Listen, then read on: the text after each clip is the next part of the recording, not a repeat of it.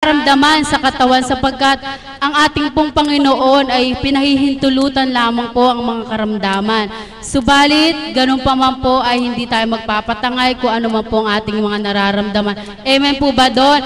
Kaya sa pinilit ko man ang si Nanay Myrna upang maghandog ng awitin. Subalit ang aking pagnanasa po ay gisingin lamang ang ating diwa bilang panimula sa gabing ito sapagkat dama ko po na ang bawat isa ay napupuno po ang ating mga upuan na ganun pa man po ay manawagan ng ating Panginoon upang ang mga kapatid po natin ay sadyang maging mainam ang mga kanilang pandama sa awiting na iaalay po sa atin ni kapatid na Myrna Andrada.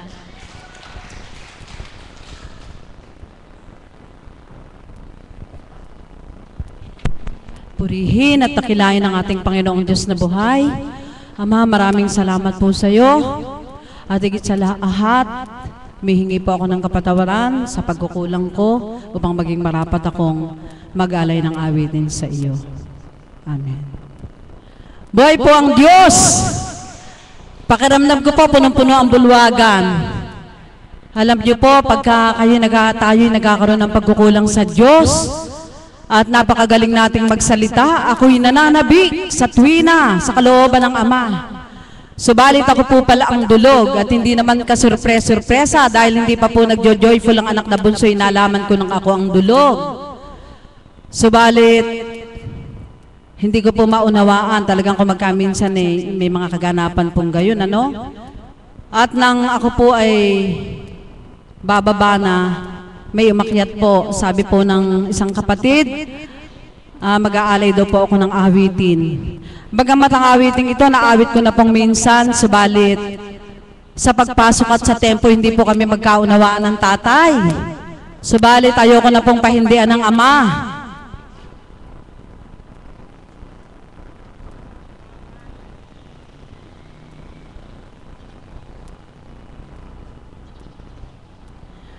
Kaya po, mga minamahal kong mga kapatid, namnamin po natin ang lyrics ng awiting ito. Hindi ko man po maawit ng kung papaano ang kulang sistema ng pag-awit nito. Damandama ko po na malulugod ang sa aking pagpapaunlak sa panawagan niya para po sa ating lahat.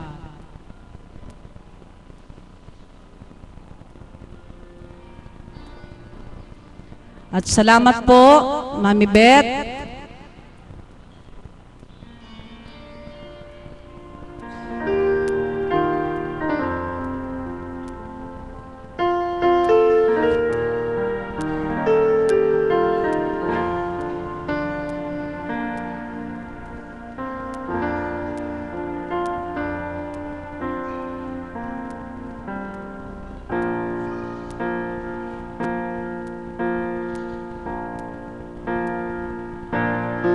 When I am down and oh my soul so weary,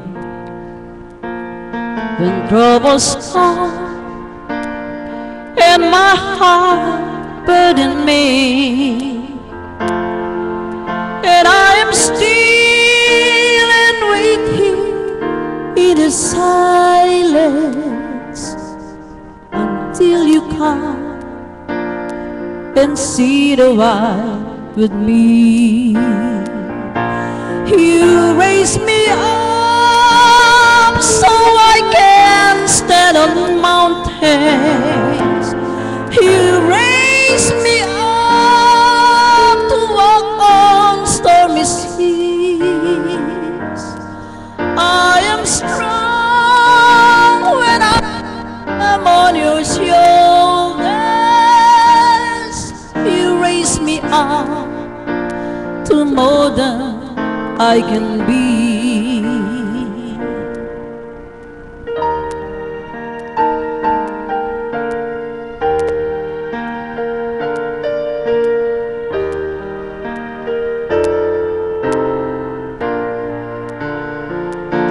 You raise me up so I can stand on mountains. You raise me up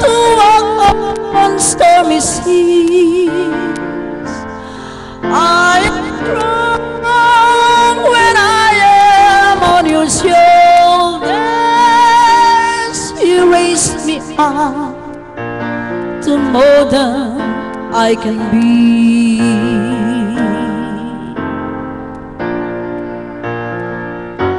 You raise me up so I can stand on mountains. Raise me up to walk on stormy seas. I am strong when I am on your shoulders. You raise me up to more than I can be. You raise me up so I can stand on mountains. You raise me up to walk on stormy seas. I am strong when I am on your shoulders. You raise me up to more than I can be.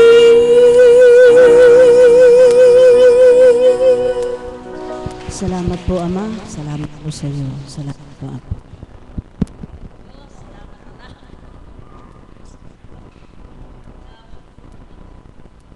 Buhay po ba ang Diyos? Ang bawat isa po ay sadyang mananamnam ang katagana bawat iniluluwal po ng ating mga kapatid. Papaano nga po ba natin mararamdaman ng Panginoon kung hindi po nakapokus ang ating kaisipan? Ganap na isuko po natin na yamang rin lamang po mga kapatid na tayo naririto. Huwag na po natin sayangin sapagkat ang bawat araw ay hindi na po natin pwedeng ibalik kung papaano po magaganap ang mga araw na ito. Buhay po ba ang Diyos? Sa mga pagkakataon pong ito, tinatawagan ko po ang isang choir na bagong miyembro lamang po. Noong mga panahon na una ay para bagang walang pag-asa. Subalit sa kabutihan at kadakilaan po ng Panginoon, 100% naganap po siyang. Bagamat ay kung minsan nakakaramdam ng hindi maganda, subalit inaangkin niya po bilang katauhan na 100% po ang kanyang natamong kagalingan. Tinatawagan ko po ang aming kapatid na si Epi.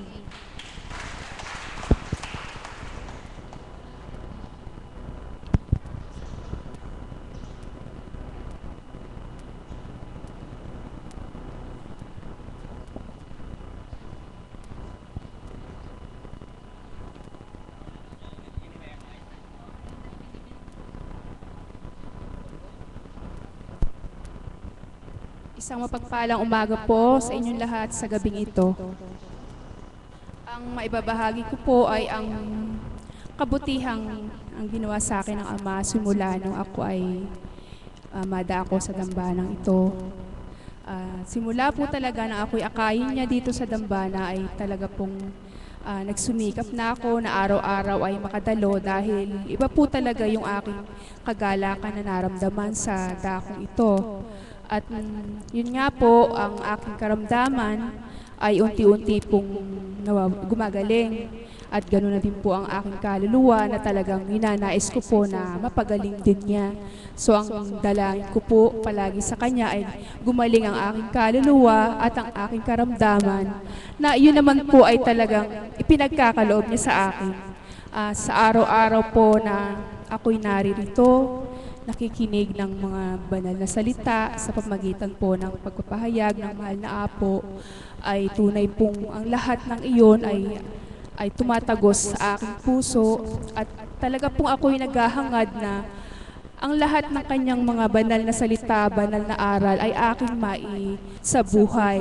Subalit, aaminin ko po, sa ngayon po talagang parang kulang pa po yung aking mga pag-aaral. So, sa sarili ko po, hindi ko pa po nakikita na talagang mayroon na po akong mga nagagawang kabutihan sa aking kapwa.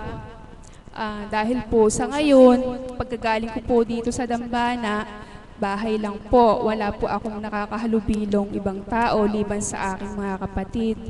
At Hindi ko din po sinasabi na ako ay naging talagang napakabuti na simula nung ako'y nadako rito. Dahil bilang tao po, hindi po natin maiwasan talaga na tayo ay nagbibilang tao. Subalit yun po ay aking pilit na nilalabanan. Sa araw-araw po, talagang simula po nung pag-ulan na yan, yung pong lamig sumusuot sa aking buto. So talagang may sakit po akong nararamdaman sa mga buto ko. Subalit talaga pong nilalabanan ko, hindi ko talaga hinahayaan na ako ay magapi upang hindi pumunta sa dakong ito.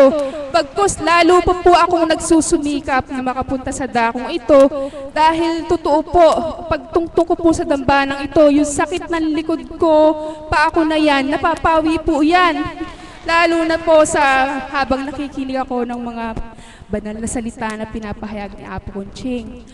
Talaga pong nagsusumikap ako, nagsusumakit na makatugon po sa ating Ama, makasunod sa kanyang mga kautusan. At simula po nung ako'y madako rito, talaga pong napakarami pong biyaya ang pinagkaloob niya sa akin. At yun nga po na talagang kita nyo naman ako, nakakalakad na. At kahapon nga po ay napasama din ako sa misyon sa Mapaniki. So talaga pong itinulot ng Ama na maisadsad ko po ang araw na yon hanggang sa alas 9 po ng gabi yata yon. So talaga pong ang kaibuti po ng Ama, talaga pong ang kabutihan na pinapakita niya sa akin, ang pagmamahal na pinapakita niya sa akin ay sobra-sobra po. Kaya po talagang lubos po ako nagpapasalamat sa ating Ama at higit sa lahat po kay Apo Conching na kanyang ginagamit. At maraming salamat po.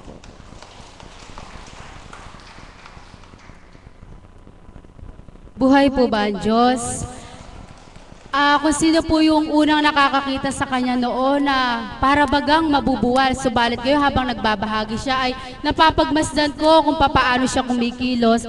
Sa ganun pong mga kaparaanan, nararamdaman po ng bawat isa na ang Diyos po ay kumikilos sa kanyang katauhan. Buhay po ba ang Diyos?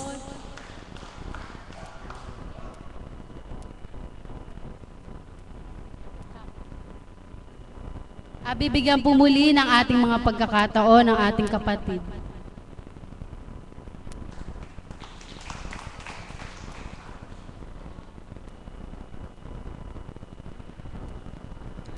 Paano kung walang Ama? Paano na ang buhay ko? Mula nang makilala siya, ang buhay ko ay nagbago. Paano ang pag-ibig niya kung di ko rin madarama? Ang buhay na binago niya ay napuno ng pag-asa. Bago ko nakilala ang tunay na Ama, ang aking buhay ay puro pagdurusa. Dahil sa pagdako dito sa dambana, pagdurusa'y pinawi niya. Paanong aking gagawin upang lubos niyang mahalin? Kung ang pagtitik ay tupdi, ayoko nang tumigil. Bago ko nakilala ang tunay na Ama, ang aking buhay ay puro pagdurusa. Dahil sa pagdako dito sa dambana, pagdurusa'y pinawi niya. Salamat po aking Ama. Salamat po, Ama.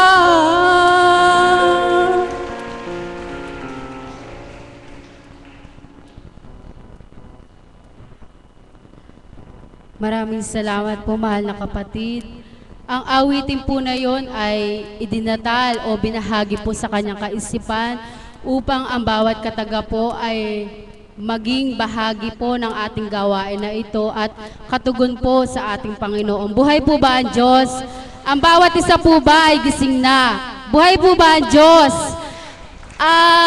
Mga kapatid, ang panahon po ay sadyang matatangay po tayo. Subalit, ganun pa man po ay ibinibigay po sa atin ng Panginoon kung papaano po magiging maganda ang ating pandama. Huwag po tayong magpadala ng tukso o ano pa man sa ating mga katawan. Buhay po ba ang Diyos? Sa mga pagkakataon pong ito, tinatawagan ko rin po ang isang kapatid kong alagad na papaano nga po ba ang buhay sa kanyang buhay ay papaano nga po bang kumikilos na kapag wala po tayong isinuko, hindi po natin ganap mararamdaman ng ating Panginoon. Sa kanyang pagsuko po ay nakikita naman po natin ang bawat isa na sadyang napakalaki o masasabi ko po na ang isang tao po ay sadyang may hinahangaan o hinahangaan po natin na naramdaman niya higit po ang ating Panginoon na kung papaano po sa kanyang buhay, sa kanyang mga anak man nasa kabilang dako ng bansa ay hindi nagpapadala ng anumang tukso na sa bawat araw ay sa kanya gumaganap dito po sa ating dambana. Kaya tinatawagan ko po ang aming Mami Beth Chico.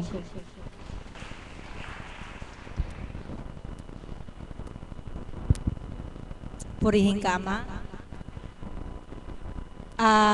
Usually po, bago ako magbahagi, udyok po na idulog ko kayo sa Ama. Pero kanina po, naidulog ko na po kayo. Nawa po sa aking pagdulog, naramdaman ninyo. At nang maramdaman ninyo, nagkaroon ng kagaanan ang inyong buong pagkatao. Amen po ba? Sadyang napakadakila po ng Panginoon.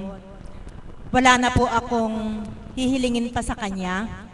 Sapagkat higit sa lahat, more than anything else, more than material things, ala na po akong hahanapin sa Kanya sapagkat pinagaan na po niya ang aking damdamin at ako po ay pinalayan niya dun sa mga kung ano-anong kaisipan na dumarating dati sa buhay ko na nagdudulot sa akin ng takot at pangamba. Alam niyo po, sa isang nilalang ng Diyos, wag lamang po tayong magkaroon ng takot at pangamba sa araw-araw ng ating pamumuhay. Yun po ay isa ng napakalaking biyaya mula sa Ama. Amen po ba? Bakit ko po nasabi yun?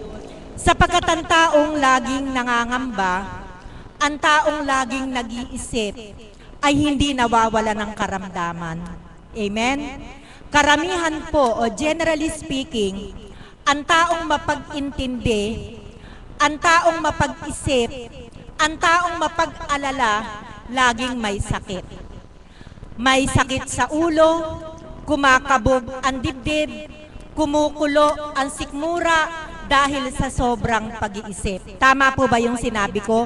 Kaya po isang napakalaking biyaya ang tinanggap ko sa Panginoon na sa pamamagitan po ng pakikinig sa Kanyang mga banal na aral, ang lahat pong ito ay nawala na sa aking buhay. Sapagkat ipinunla na po sa akin ng Panginoon kung paano ganap na magtitiwala sa Kanya. Alam niyo po, pag po pala tayo ay nagtitiwala sa Panginoon at sa Kanya na po natin ipagkakatiwala ang ating buong maghapon, there is nothing to worry pala. Sapagkat mararamdaman natin na ang Panginoon ang kumikilos sa ating buhay.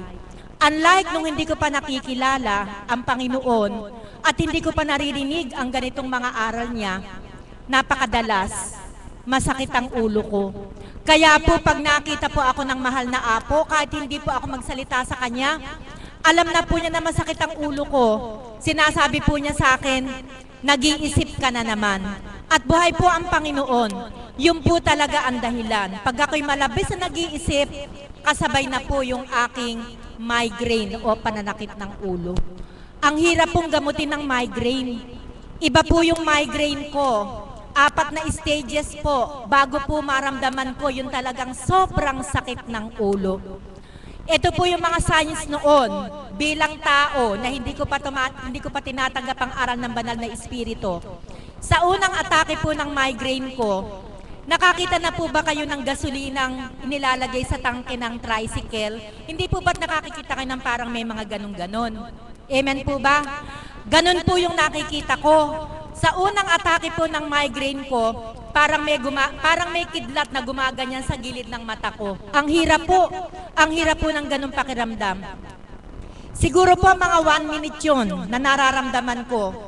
Pagkatapos po nun, yung sumunod na stage, makikita ko po yung tao sa kaharap ko, walang ilong, kalahati lang yung pisngi, walang noo. Ganun po yung second stage ng attack ng migraine ko. Pangatlo pong stage, mararamdaman ko na po yung sumasakit ang ulo ko. At yung pang-apat na stage, sobrang sakit na po ng ulo ko. Talagang napakahirap po mga kapatid. Hindi po ako umaalis ng bahay na wala akong baong biogesic sapagkat umaatake anytime. Alam niyo po, nang makarating po ako dito, natukoy po ng banal na espiritu ang pinagmumulan ng sakit kong ito. Ano po yun? Kaguluhan ng isip, stress, galit, labis na pag-aalala, yung hindi pa nangyayari, pinangyayari ko na. Negative thinker ako, laging negative yung nakikita ko. Para akong scriptwriter, naka-script na yung mangyayari bukas na puro nakakatakot. Alam niyo po, sa aral ng banal na espiritu, tinanggal po niyang lahat yan. Kaya po nawala na po yung migraine ko. Hindi po ako pinagbanyos ng mahal na apo. Hindi po ako tinapala ng atswete sa ulo. Hindi rin po ako tinapala nung balaba ng saging sa ulo. Ano po ang nakagaling sa akin? Ang kanyang banal na aral. Palakpakan po natin ang ating Panginoon. Sa aking naramdaman, bakit nga po ba hindi ako susuko sa ating Panginoon? Sapagkat ginawa ko na po yung magagawa ko para gumaling yung karamdaman kong ito pero walang nangyari. Isa lang pala ang katugunan. Sumuko ka sa Panginoon, tanggapin mo ang kanyang banal na aral, pag sumikapan mong isabuhay, anumang karamdaman ang nararamdaman ninyo, papawiin ng dakilang Diyos Ama, Diyos Anak, Diyos Espiritu Santo. Doon po ako nagpasimulang magtibay. Kaya wag niyo pong ikalumbay kung kayo'y may naging karamdaman, sapagkat ginawa lamang kaparaanan niya ng Ama upang kayo ay maakay, sapagkat mahal na mahal kanya. Kung hindi ako nagka-migraine, nandito kaya ako? Kung hindi kaya nagkasakit yung apo kong mahal na mahal ko, nandito ako? Palagay ko'y wala. Sapagkat noong mga sandaling iyon, ako poses pa ako ng ikot ng mundo, na ang iniisip ko lang ay yung sarili ko, kung paano ako uunlad, kung paano ako higit na tatalino, kung paano tataas ang posisyon ko, si God. Kung bibigyan ko ng order of priority, baka nandun lang sa pangatlo si God. Kasi ang una, yung sarili ko, profesyon ko. Pangalawa, pamilya ko. Pangatlo lang si God sa buhay ko. Subalit nang maakay niya ako, binaliktad niya. Binaliktad niya ang roleta. Ang nauna na sa pag-ikot, ang Diyos. Pangalawa, ang kapwa ko. At ang profesyon ko, wala na. Sapagkat wala na akong trabaho, iniwanan ko na yung trabaho ko, sapagkat gusto kong makapaglingkod ng buong buo sa Kanya. Mga kapatid, walang pagsisisi ni gabahid man. Sapagkat yung nararamdaman ko ngayon, never kong naramdaman noon. Ngayon, payapa ang isip ko. Paghiga ko, tulog ako. Samantalang noon, mahihiga ako ng alas 9, alauna na, mulat pa ang mata ko. Makakatulog ako ng 30 minutes, after 30 minutes hanggang umaga, gising ako. Kaya naobliga akong magminom ng sleeping pills. Subalit nang mapunta ako dito, wala akong sleeping pills na ininom. Ang banal na salita, ang tinanggap ko, kaya paghiga ko, tulog na tulog ako. Kaya lamang ako magigising pag maiihi ako. Subalit, yun naman po ay ginawang kaparaanan ng Panginoon para gumising at makapag-ukol ng panalangin sa Kanya. Napakabait po ni God eh. Kapag sumuko po kayo sa Kanya, lahat ng kaparaanan nasa Kanya. Alam niyo po, yung oras ng panalangin na mahirap gumising, may sign po sa akin si God. Doon po sa kwarto ko, may nakatirang butike, napakalakas tumiktik. Kaya pag tik-tik po ng butiki na yon, magigising ako very timely para sa oras ng panalangin. Kaya po yung kabiyak ng puso ko, pag tumiktik yung butiki, gaganyanin na po ako. Kinakabig na akong ganyan, sabi niya, ayan na, gumising ka na raw, sabing ganon. Kaya ganon po kadakila ang ating Panginoon.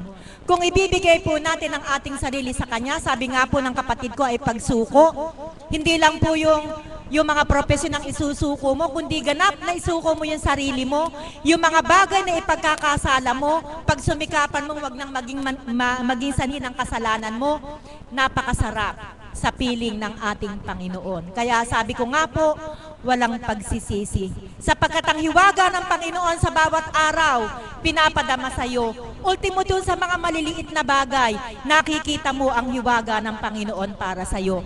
Bago po ako magtapos, ito po yung gusto kong ipahayag para patunayan ko sa inyong buhayan Diyos talaga.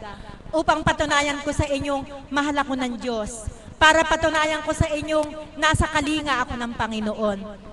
Ako po, habang umaawit po ng mga praising song, nakayuko po akong ganyan. Kasi ninanamnam ko po yung tono, yung pagtikla ni kapatid na Alan, honestly speaking, bawat tikla ng nota, nandito nakaregister sa utak ko. Kaya may mga tikla talaga ng nota, talagang amaze ako. Sabi ko, ang galing-galing talaga ng banal na Espiritu sa katauhan ng ating mahal na kapatid. Palakpakan po natin ang ating Panginoon.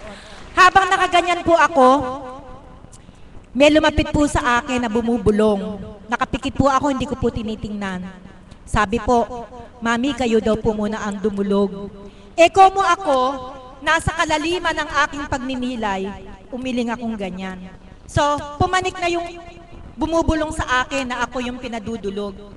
Hindi po pinahintulutan ng Panginoon. Nung pong inaawit na yung prayer para invocation to the Holy Spirit, napakatindi po ng udyok sa akin ng Panginoon. Sabi po niya sa akin, kaya kita hindi pinauwi, may ipagaganap ako sa iyo. Ano't umiiling ka, tanda ng pag-ayaw mo. Kaya bigla po akong tumayo. Tumayo po ako sa may paanan ng hagdanan. Tumawag ako sa itaas. Nung sumungaw si Mother, gumanyan na po ako. Ibig sabihin, tinatanggap ko. Kasi bigla po akong nahiya kay God. Sabihin po niya, ang dami-dami ko nang pinagkaloob sa'yo, idudulog mo lang yung mga kapatid mo, tumatanggi ka. Kaya ano po, pinagkaloob sa akin, hindi ko na po sasabihin sa inyo, kayo na po ang mag-isip, mag-reflect kung ano pong kaparaanan ng Panginoon ang ginawa para idulog kayo kanina. Lahat po, mula ulo hanggang talampakan, pisikal at espiritual na aspeto ng inyong pagkatao, idinulog po kayo ng Panginoon. Kaya mga kapatid, huwag kayong pahuhuli. Dumating kayo sa oras sapagkat yung dulog na yun, napaka-importante. Yung pong mga nandito kanina sa dulog, marami na pong tinanggap, amen po ba? Sapagkat hiniling ko po talaga sa kanya kanina, yung may mga karamdaman na pisikal, mula ulo hanggang talampakan, lapitan niyang isa-isa at haplusin ang partis na katawan na sumasakit. Kaya inaangkin ko po yung mga may masakit ang ulo, masakit ang kasukasuan, masakit ang likod, masakit ang tiyan, may mga bukol na nararamdaman sa katawan, inaangkin ko po. Kung nagtiwala po kayo sa dulog kanina, pinagaling na po kayo ng ating Panginoon. Huwag na po kayong mag-alinlangan. At higit sa lahat, hiniling ko po yung kagalingang pang-espiritual na anuman yung bagabag sa puso't kalooban, ano man yung natitirang galit, hinanakit o ano pa mang bagay na negatibo sa ating puso't kaisipan, kanina, hiniling ko na po yung kalayaan. Kaya kung dumating po kayo ng maaga, nakasama po kayo sa pinalaya ng ating Panginoon. Magandang umaga po at maraming salamat. Buhay po ba ang Diyos? Gising na po ba ang bawat isa? Nakakuha na po ba tayo ng tips? Tips na mula sa Panginoon. Buhay po ba ang Diyos?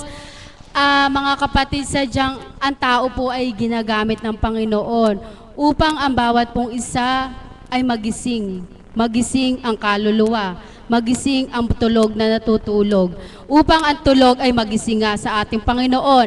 Sapagkat ang biyaya po ng Panginoon ay naririto, subalit may tulog na anak na hindi nakakatanggap. Amen po ba doon? Ang natutunan, isa po sa mga natutunan ko ay mas mainam na nga daw po pala ang maagap kaysa sa masipag. Subalit noon po ay may kaguluhan sa aking kaisipan na bakit ganon? Subalit hindi po ako nagbabahagi, subalit may nais lamang po akong katugunan. Noon po ay para bagang wala na sa isip ko. No? Subalit mga kapatid, ganito po pala yun. Na kapag daw po ang masipag, kahit anong oras ka daw po pala bumangon, kahit pawis ka na, ginagawa mo na ang lahat. Subalit, ang maagap, may nagawa na bago mo pagawin. Buhay po ba ang Diyos? Ganon din daw po sa dakong ito. Kapag daw po maagap tayong pumunta, at hindi pa po simula ang ating gawain, may nakikita na po tayo ng Panginoon. Kaysa daw po ang dumadating na huli na nga sa biyaya ng Panginoon. Amen po ba doon? Buhay po ba ang Diyos? Kaya po mga kapatid, sadyang ang bawat isa po ay makakapagnilay, makakapagbulay-bulay at makakapagtanto. Buhay po ba ang Diyos? Kaya sa mga pagkakataon po nito, nais ko po muling ibigay ang magdudulot pang higit ng inspirasyon para sa ating. Tinatawagan ko po ang aming Mother of the House.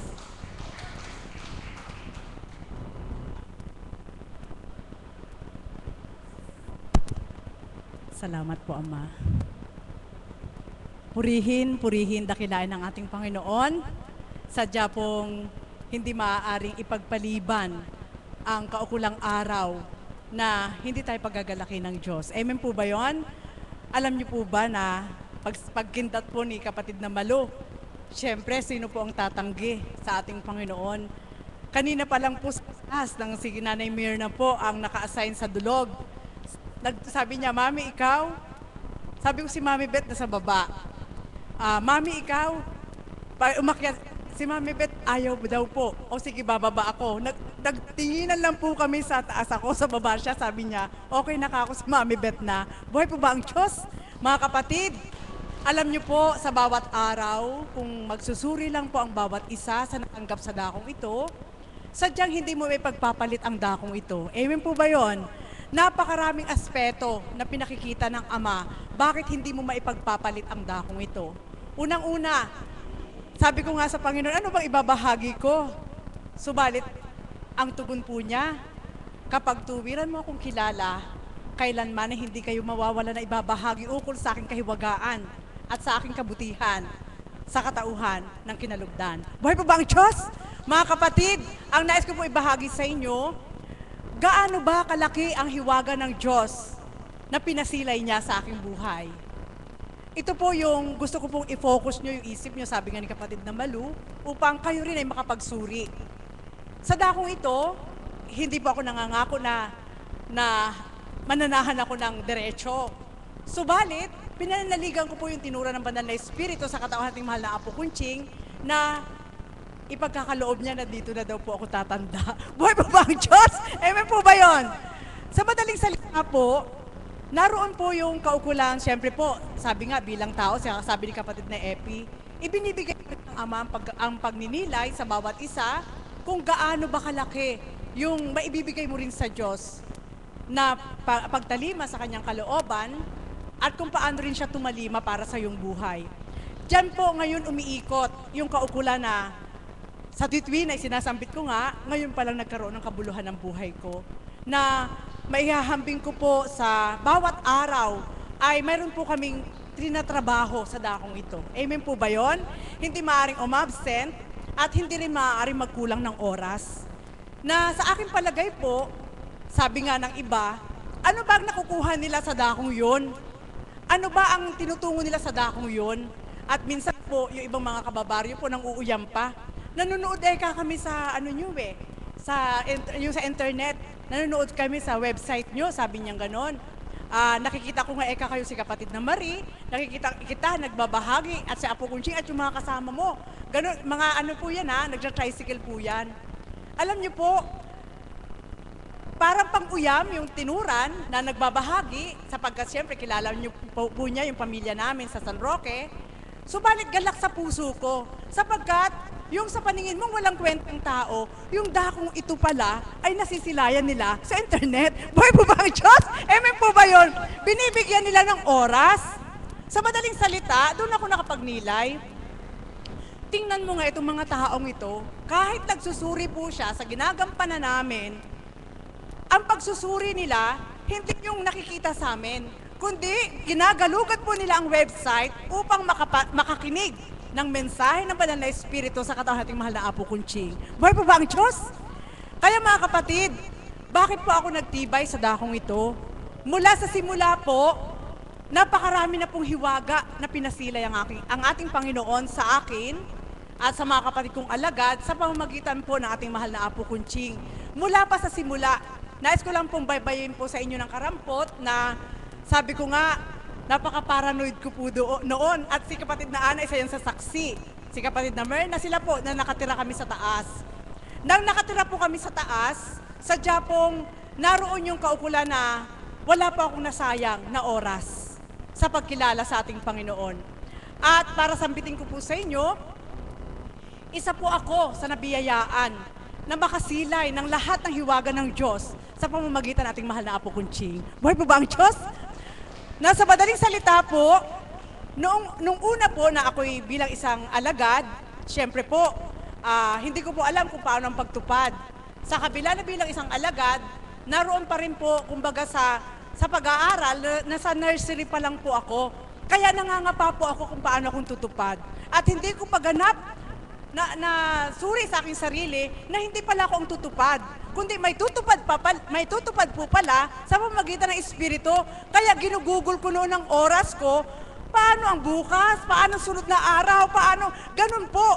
Kaya ang nagiging kaukulan, imbis na bumata, tumatanda. Buhay po ba ang Diyos? Amen po ba yun? Siyempre po sa una, sapagkat nangangapa ka pa. Hanggang lumipas po ang mga araw at panahon, sadya pong talagang sinasadya rin. Ayan, si kapatid na Merna, si Tita Cecil, kami po na lahat, si kapatid na Ana. Alam niyo po, dumating po ako sa punto na yung Lord of Pardon na yon, halos na-obsess po ako talaga. Buhay po ba ang Diyos? Totoo po. Yung Lord of Pardon na yan, sobra po ang sa pamamagitan ng kanyang Espiritu, na Espiritu ng ating Panginoon, sobra po siyang nagpadama sa akin. Lalo nung ginagawa pa lang po itong dambana na ito, na andun pa kay Tita Cecil, pina-incarna po ba ang tawag nung Lord of Pardon na yan dahil may mga sugat-sugat po yan at hindi siya masyadong bogi. Kumbaga. Tapos yung lipstick niya, maganda po yung lipstick niya nung una, yung Lord of Pardon na yan. Napakagwapo po niya kahit medyo parang marumi po siyang tingnan. Nang inilabas po yan kay Tita Cecil, talaga pong nakatingin po yan sa amin. Siyempre po, ribulto lang yan. Subalit ang kanyang espiritu, sa katawan natin mahal na Apo Kunching, ang mahal na Apo Kunching noon hindi pa po nakaputi. Subalit, lahat ng hiwaga po na yan, na kami naghahaplos dyan, ang mahal na Apo Kunching nasa loob ng tahanan pa po noon, umiiwas po kami lahat sa mga gusto magpahaplos. Lalo, nung mga panahon na yon, ang dami po nung tinatawag na barang. At may nagkaroon po ng pasyente na parang may langgunisa po dito na talaga pong iniiwasan namin na matapat sa amin. Alam nyo po, lahat po sila ng mga alagad, ilan po kami noon, 16. Ako na lang po ang hindi natatapatan nung pasyente yun. Sapagkat naririnig ko po sa kanila, grabe yung pasyente na yun. Sabi niya, iba talaga ang amoy. Wala silang alam na sabi ko, kapag nakita kong itatapat sa akin yun, iiwas ako, iihi ako, hindi talaga ako hahaplos sa kanya. Buhay po ba ang Diyos? Amen po ba yun? Ang mahal na apoy na sa loob ng tahanan pa noon, bago lumabas, nalaman po ng Banal na Espiritu yung ginagawa po namin mga alagad, na kami umiiwas doon sa pasyente na yun. Siyempre po, talaga pong, tinitingnan ko po yung may hawak ng numero, si kapatid na Josie. At po, siya po ang may hawak ng numero. Tinitingnan ko po, naku patay, matatapat sa akin. Sabi ko, lilipat ako kunwari, sabi ko, naiihi ako Sabi ko, sandali, kasi malapit na po sa numero na yon. Alam niyo po, napahiya po ako nung nung lumabas po ang mahal na apo, sinambit po niya, wala kayong kamalayan. Nakamasid man ang yung Lord of Pardon, ribulto dun sa harap namin, nakamasid sa pamagitan ng Espiritu. Ang ilan sa inyo ay umiiwas daw po na mahaplos yung tao na yon at nagpapaalam pa na umihi. Ako po yun. Buhay po ba ang Diyos? Amen po ba yun? Lahat po yun. At nang bumalik po ako pangalawang araw uli, sabi ko siya pa rin, andun pa rin. Sabi ko, iwasan ko talaga. Alam niyo po, pangatlong araw, kahit anong iwas ko, kahit alam ko na lumagpas na, sa akin pa rin natapat yung taong yun. Buhay pa ba ang Diyos? Amen po ba yun? Talaga po, yan isang hiwaga. Pinakita po yan.